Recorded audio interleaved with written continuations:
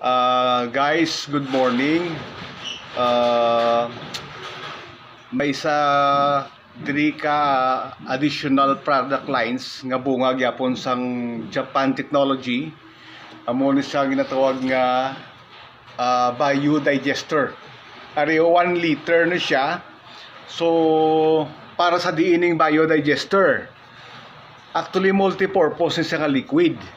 Number 1, i-mix na lang 20 ml sang biodigester sa 1 liter nga water, then spray naton. So although damo ni sa uses, ang one main purpose gid sini para sa mga baho. So ining may mga poultry, may mga piggery, spray tani all over kay dulaon yang odor. Then ang mga pupo or tanan nga organic matter nga cause ang baho, ihimuon niya abuno. Amo ni siya ka effective. Then kung may mga pets kita sa balay, tapos naton ligo bunlawan kag spray ini all over.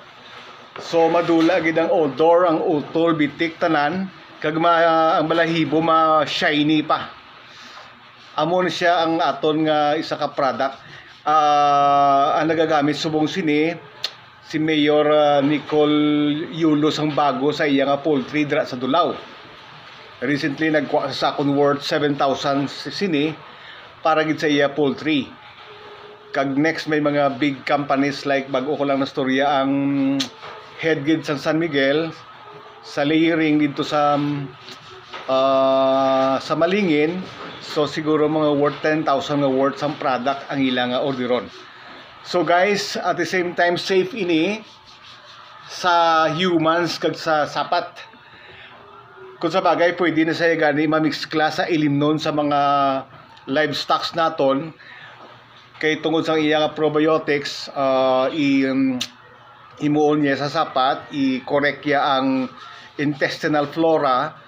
So makorek ang digestive system ng sapat kag ang ila pupo hindi na tanto gid kabaho. Kag amo na nang layo sila sa balatian, dasig sila ma-harvest. So that's it. Kung sinong interested, just PM me. Kay subong may ara kami promo nga 10 bottles may free 1. Kung magbakal ka 20 bottles, may free kami nga 3 ka bottles. Ang presyo sini is only 350 pesos. So grab 1 bottle now. Thank you.